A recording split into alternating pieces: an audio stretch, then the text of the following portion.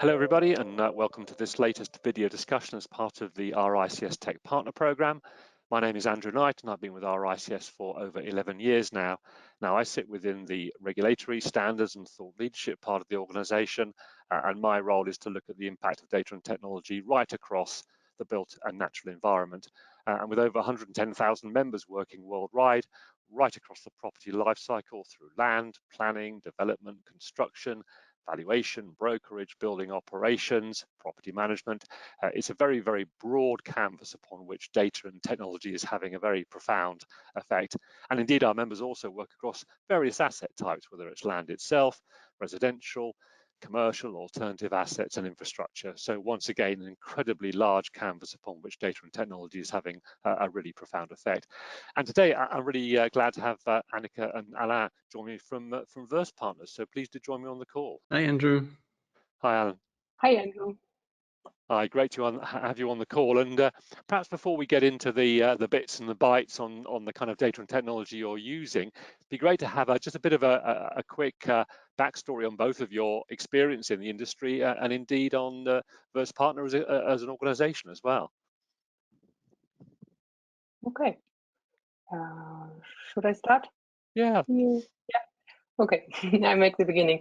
So I studied geography here at the Humboldt University in Berlin, and I joined the real estate industry about the research sector and had there my first experience and touch points. And later on, I worked as a valuer as well. And I have now an experience in the real estate industry in Germany for about 15 years and joined Wüest Partner in 2011. So most of the time, about 11 years, I'm working for Wüest Partner, and I'm now here director in the Berlin office of Wüest Partner and in the team of the data analytics and technology, and responsible for our software data and application processes in Germany and to bring us forward here. Thanks very much. And Alain, yourself, and I say perhaps a bit of a background on Wüest Partners. Great, thanks a lot, Andrew, for having us here. My name is Alain Chaney. I'm on the one hand responsible for our office in Bern, and on the other hand, I'm part of the executive board of the whole business unit in the DOT area. That's where all our services and products in the area of data analytics and technology come together. I'm working at Wüest Partner as a partner and have a background in the finance sector. Before I worked at different banks, then also made a PhD about real estate risks and their assessments. So that's where I had also to deal with a lot of data and analytics and stuff like this. Our company itself, we have around roughly 340 employees that only focus on real estate, but they're almost the whole width and deepness along real estate. We don't own real estate, we don't finance real estate.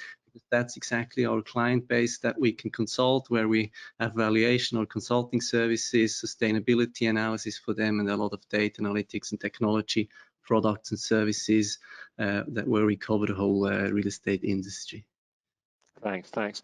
Well, the first theme I wanted to kind of pick up with both of you, if I may, is something that we've talked about on a lot of these conversations with our tech partners, which is this combination of the human being still and digital intelligence, data technology, because we're of a strong view that really that combination is key. That combination of human involvement and digital technology is really key. What are your thoughts on that? Yeah, this is really a very important topic, and maybe if I may make a bit a side story on that one. Maybe you know Daniel Kahneman, who won a Nobel Prize with his famous book Thinking Fast and Slow. Yeah. And actually, so there's one example where they made some cases with potential thefts, and they had their cases presented towards judges that were very experienced in that area, and they had to roll a dice that was faked. The ones that received a 9 as the final number on the dice, they sent the potential thief for 9 months to jail, and the other ones who had a fake dice that resulted in a 3, put them for 5 months to jail. So a whole quarter more going to jail because there was just such a stupid figure in the room when they had to answer something. That's the human part, which is an issue with thinking fast and thinking slow. So that's the way how our brain works, and that's not specific to real estate. It's not specific to our law system, but it's just the way how our brain works. And there are specific circumstances where you know that this leads to results like the one before. That was one example that's called in German would be Anker-Effekt. Now, what's the English translation? That's like where you orientate yourself towards, and what can help in the whole real estate industry and also in other industries. If you have a lot of data itself is still useless. That's what we see here on the slide. What is important, but that you have data, but you can combine that to bring out of data information by putting other data together, and then to combine those information to connect them, the different dots, to make out of information knowledge, then add quality and ratings and benchmarks and models to make business insights out of that, and make suggestions on what to do, which at the final phase would be to go into the artificial intelligence, digital assistance, and automatization. That's the rational part where data and technology can help a lot, make better decisions, to screen things that you would not be able to screen because a person itself does not have the capacity, and also to erase such misleading things like the dice where a 3 or a 9 comes out, and where you anchor yourself towards. And so you can eliminate such biases that are a part in our brain through the technology. Yet that's just one part of the story. You need also your capacity, your competencies, your background to really judge the digital information that's being presented by a system, to critically reflect that, to see if that makes sense, or what decisions you really can make out of that, and tend to execute them correctly. So that's why you need both, and even the whole technology will not rationalize or eliminate all the workforces, but they will have more time to spend on the critical questions. I think this is important. Indeed, and at a kind of high-level perspective, what have Wüest Partners done to sort of bring technology to their clients? I think you mentioned that, as an organization, you don't own real estate yourself, so you're very much working for people who are real estate investors, real estate owners. What sort of things have you done from a technology point of view? We go a step backwards and have a look on the history of Wüest Partner, because originally it was founded in 35 years ago, and there was a need to have data and collected data and bring transparency to the real estate market. And therefore Wüest Partner started the business and say, okay, we do it, we have it, and we make it for our clients. And after some years, they thought, okay, when we have the data, why don't we use it for our clients? And they create the valuation and consulting business as well. And after some years in working in this field, I like to say, we figured out that there are processes and workflows that comes again and again, and you have to optimize them. You can make it faster and make it much more safer when you have established tools and application. And therefore we created a solution first for ourselves, and then our clients have a look and say, hey, what do you have there? It's looking cool, can we have it as well? And then we've figured out that it's a huge need in the market for good software solution products, which comes from the market for the market. And there was our thinking, like to say. And now all our clients are from all fields, you mentioned it as well, and we can offer a solution for everyone here. I think it was important that you make that accessible to the industry. I mean, you can have the best models, the best fancy tools or whatsoever, but at the end of the day, they need to be accessible. They need to be intuitively to be applied and available, and not to have like 100 different modules where you don't know how to manage those. I think this is also an important part. You can have the best technology, but the technology needs to be integrated into business processes where you make the decisions. You would like to have the information to make the decision, and not just making and open a different satellite, and then so it needs to be combined at the same place also. Indeed, and on that basis about making it arguably easy to use, how do you see the level of adoption? You know, is the market embracing this, or are there still barriers, or is there still resistance to using these kind of approaches?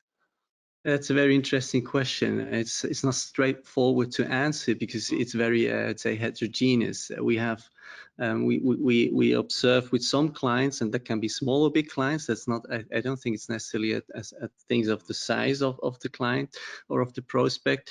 Some are very very offensive. They are not very optimistic. They want to get touch with new technology, and they see the potential, and maybe also they know that they need to change their businesses.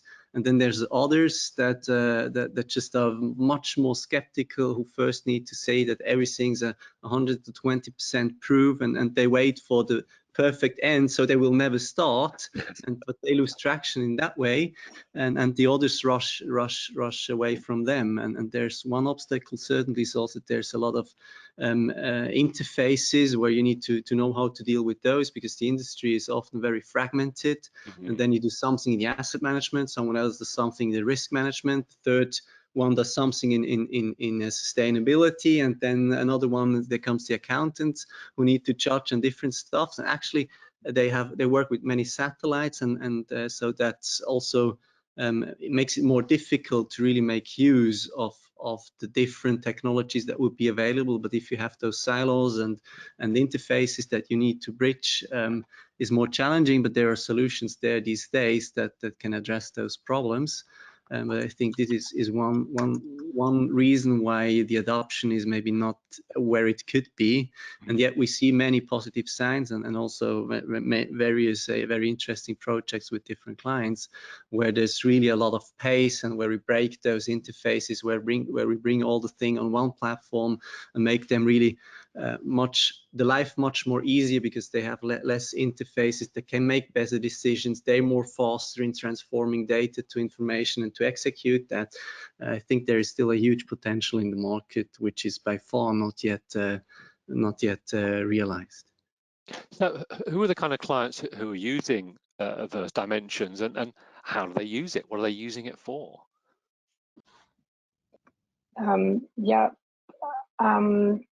As we mentioned before, we have, perhaps I share my screen again, sorry. Yeah. It's all right.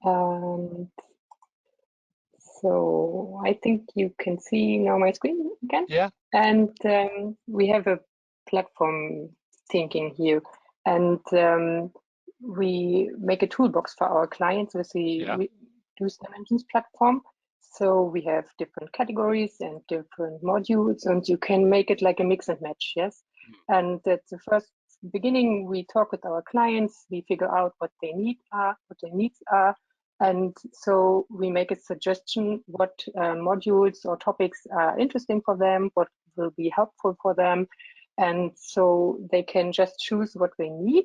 At the end, it can be everything. On the other hand, if it's the colleague from the research department, he will just need perhaps market and location information, so we can just get this one. And as Alain mentioned before, if you use it all on the platform, you have no, like to say, problems with the interfaces, because you just have your asset once on the platform, and then it can go the way all around. You can make your valuation there, you can have the asset and portfolio management there, everybody can have access, all departments, and so the use is very different, and the clients are very different, and it depends how fast forward they are in the process. If we are still in the beginning, sometimes it's easier for them to begin with small steps. If they are a bit more fast forward, they start with everything, so we can just make it flexible for them. And I think it's a huge advantage of the platform that we make it so modular that it's yeah, it can work with every tool again what the client already had perhaps, yeah, and we can make it work with other solutions as well. So yeah, it works very good. You can see here we have the different topics, and we still work on new things that we figured out with our clients what will be helpful and needful. So we have a release every 3 months about, and yeah, the order management is helpful for perhaps you are a big real estate owner and have to do with a lot of internal and external valuers.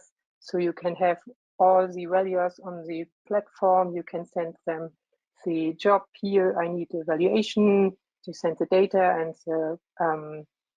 the timeline, and then the valuer gets an email, and so it's all automatic and on the platform, and you receive the result and can send it to the asset and portfolio management team. So it's easy for everyone. In terms of your question was also, sorry, Alan, carry on. Sorry. I just wanted, I think your question went also in towards what segments of the clients are using that. And Annika has outlined a bit. One important part, certainly the real estate owners, so pension funds, insurance companies, real estate funds. That's one big part of the client segments. But then we also have corporate real estate, like universities or communities who manage their corporate or public portfolio on the platform, and then also banks that just make valuations for mortgages, where they have cockpits to see how many green bonds or how many green mortgages they have, or how's their loan to value looking like in different areas, and that also reflected with the market evolutions. And the last segment that's using it is also like brokers that partly also use part of those features. Indeed. Now, I guess my next question is probably going to be quite hard to answer because of the different ways that your clients are using it. But obviously, you know, data and technology is not an end in itself, and it's interesting to kind of probe around the kind of value that it's generating for your clients. Is it about efficiency? Does it effectively just improve processes? But is it also sometimes allowing people to do things they just couldn't do before? That either took so long, or that the data now opens up, you know, processes or ways of doing things that just weren't possible before. I guess it is a mix, but I'd be keen to hear the kind of value that the clients are getting from it in that kind of way. Absolutely, it's like you say, and that's really also interesting that people now make things they were not capable to do before, and sometimes you hear also that different reasons why clients decided for using our platform. But I think one thing is certainly that it's much more comfortable if you don't have like those 20 interfaces, but one platform where you have consistent data, where you can look at the same data from different angles. So the risk department can see on the same thing as does the portfolio manager, as does the asset manager, as does the valuer. So you have consistent data with different angles, where you have different use cases that can be done there, all on the same platform, using the same data of the data of the clients, but that fully enriched with a lot of market data and intelligence from the market, where the traditional way they would not have the competencies. For example, if they need to define like the property strategy for the next year, you have a portfolio of 100 properties, and these days you have a feeling of the market, you look at some KPIs in the market, you have a feeling of, you know, what's going on your own assets.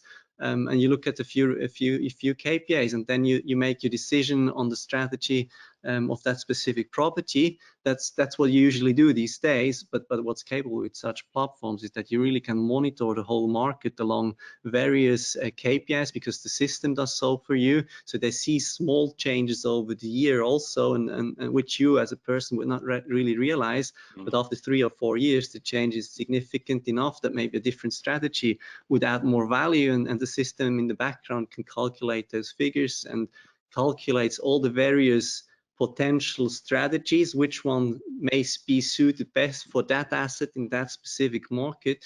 And that's a whole automatization which combines, again, the digital information, brings that in the platform, makes the calculation, brings you more intelligence, and makes checks that you would not do because you would not have the capacity. But you have like a digital assistant who does all that work for you, and then you can judge like, okay, does that make sense? Does the proposition of my assistant sounds sound, or is that weird? Do I have a different gut feeling? And align that and make the correct conclusion. So you're much more efficient. You have lower operational risks because again, you have consistent data. It's not just done something in my Excel and you do it different in your Excel, and then there's a formula in my Excel or whatsoever. So it's efficiencies, it's processes that are more streamlined, and you can do simply just more things. So you can reduce your costs, you can increase your rents or your value of your assets, and so it's along different areas where it adds value. Indeed. And Annika, perhaps if I could ask you, what kind of insights and observations have you discovered when you've been working with clients? Because it's always fascinating when you actually work with a client and see how they're using a product and a solution, and perhaps doing things that you hadn't imagined they would want to do, or have used it to solve problems that perhaps you hadn't thought it could be used for.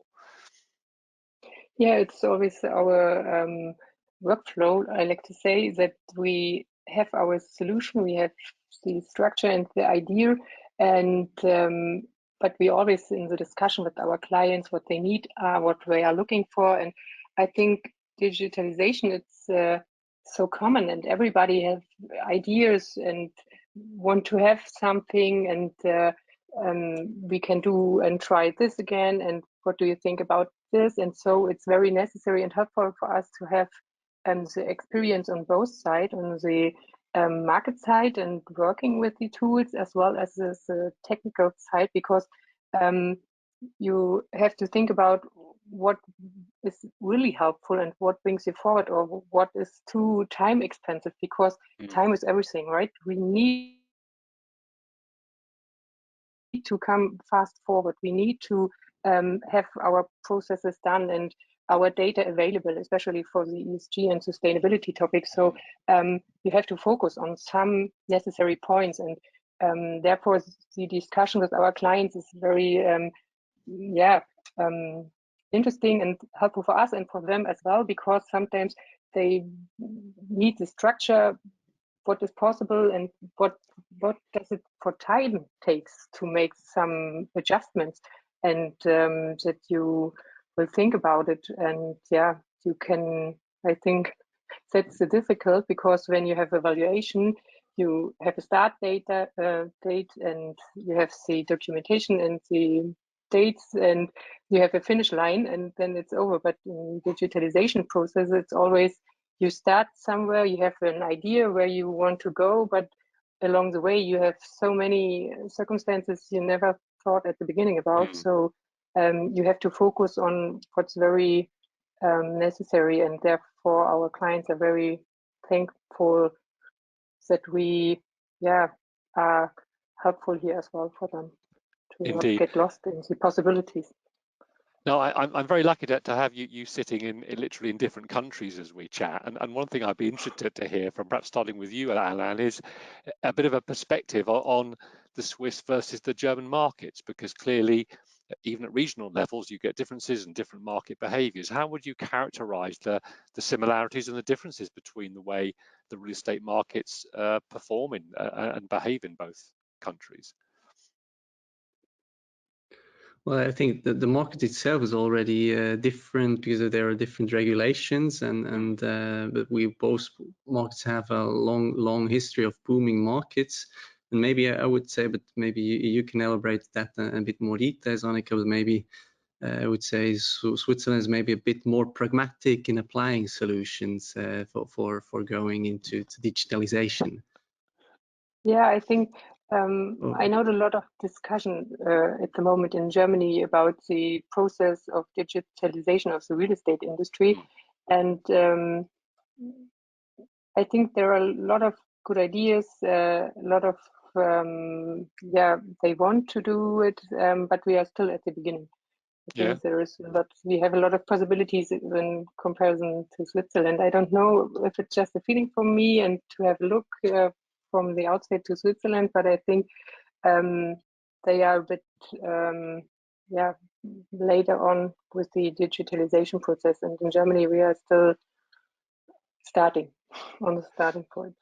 So if I could almost ask the next question for both, jurisdictions, both countries, where do you see the industry going, both in Switzerland and Germany, given that they're clearly a different part of their journey? I think that the industry is kind of in a, I mean, there was, like we all know, that with the low interest rates, a lot of money available, so there were a lot of efforts taking to start new ideas, to realize them with different prop techs and startups. And I think that we're kind of in a consolidation phase now, where it's not just like all money just can be burned, because money is going to start to be valuable again. And then there's on top is like the inflation, is that the pressure on the costs, and so that also leads to for our clients to make it more important that they are efficient, they are productive, so they need to increase that.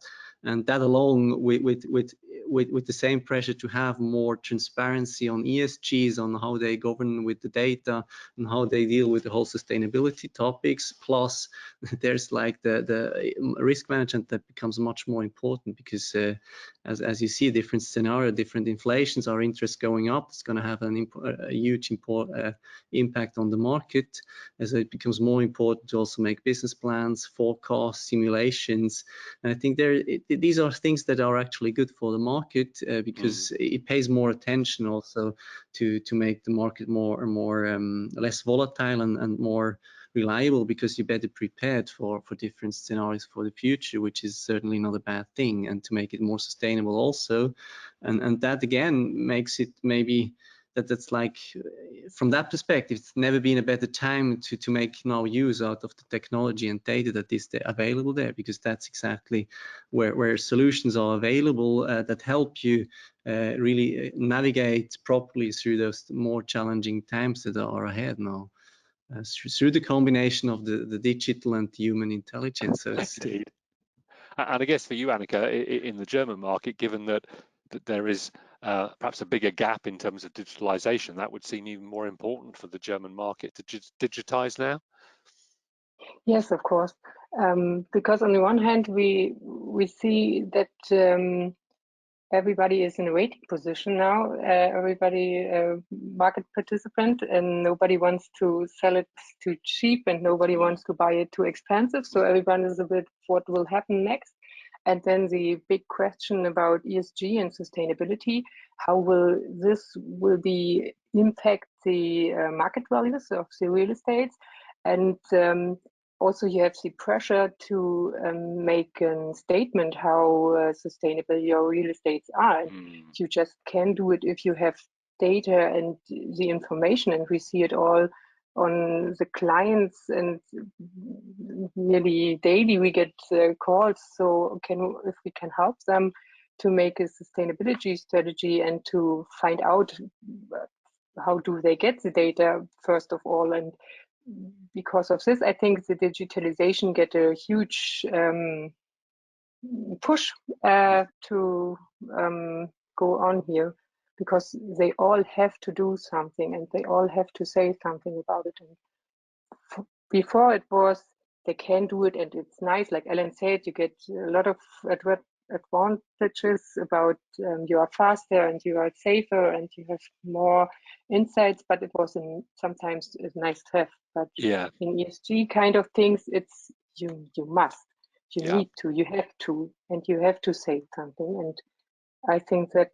will bring the digitalization more and more to Germany. And we have a lot of good examples with good companies. We are very fast in the digitalization process, but we are a huge market and there are so many possibilities. Good to hear. Well, I guess my final question, and without you giving away your secrets, what sort of things are you working on now in terms of development? Oh, sorry, we can't say anything. No. Yeah, I think ESG is one of our big topics, to provide more data to make ESG ratings. For Switzerland, we are nearly finished with our work. In Germany and France, we begin because we have the 3 home markets where we want to provide data for our clients. And then there is, a lot of other stuff. Alain, perhaps you say something about the investment perspective. Oh. Yeah, so I mean, we still have a huge backlog in terms of projects and things that we want to bring, and that's in the pipeline. We invest a significant amount of our turnover into adding more, not just data, but to make more use of the data, and to make also more integrated use cases where you have apps. That's one of the ones where we had the award-winning results already with the where you can digitalize the whole property, and then that's just, I mean, that's we've done, but that's just the starting point, because when you have that, you have the pictures, okay, that's like with the picture automatization or recognition, it's a kitchen, but when you know it's a kitchen, next step is like, how good is that kitchen? How does it add to the value? And so, I mean, there's still a lot of potential and make much more use of the availability. But first, you need to collect the data, make those available, integrated, and then like also the alignment between capex planning, CO2 emissions, and costs, how you can reduce that. Then, I mean, those are features that are available today, but now you can optimize those because it's trade-offs. Either you make it on a financial perspective, or on a technical perspective, or from the sustainability, and they're not aligned. So, but there are automatization processes where you also can automate and optimize those different trade-offs. And I think what is important there is that solutions that are on the market, that they are modular. So we work on that everything can be. It's not that you should customize things, because you need to invest so much and keep pace. You can't do that if you make all customized solutions. So you need to combine those things but when you do so, you need also to pay a lot of attention that it's modular, because not everyone has the same problems he wants to solve. And that's like also some things more on the foundation area, where we're also spending a lot of money to make sure that you can plug and play with this or that module, and to make best use of all the available data. So we've done a lot already, but we still have so many ideas. Of course, we can't tell you all this, but maybe you can speak so another many time ideas. in 1 or 2 years to tell me what we've done. Indeed. 320 experts, and everyone has a good idea. So backlog is full. Well, it's been fascinating to talk, and thanks ever so much for your time today. And obviously, data is so key to the real estate industry, isn't it, in terms of the kind of societal outcomes, as well as managing it as an asset. With the focus now so much on ESG, it's important that real estate plays its part in terms of emissions control and those kind of social outcomes. But for today, Alain, Annika, thanks ever so much for your time. I look forward to catching up again in the future. Yeah, thank you for having us. It was a pleasure. Thank you. Bye-bye. Bye. Bye.